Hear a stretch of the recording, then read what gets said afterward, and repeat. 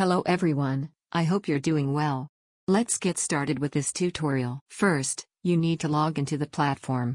If you don't have an account yet, click Create Account and fill out the fields. Once login is complete, let's begin. In the side menu, go to Domains.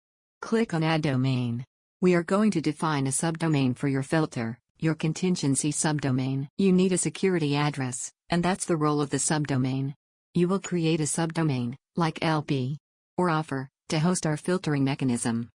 For example, if your domain is yourdomain.com, choose a prefix like LP, offer, blog or video.yourdomain.com. Any subdomain you have access to is valid. The system will now display the CNAME value you need for your domain configuration.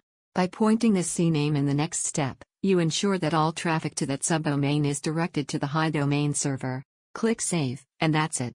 Now, just go to the Tango tutorial link sent to your email to see how to configure the CNAME on your hosting platform, which could be GoDaddy, Namecheap, Cloudflare, or others.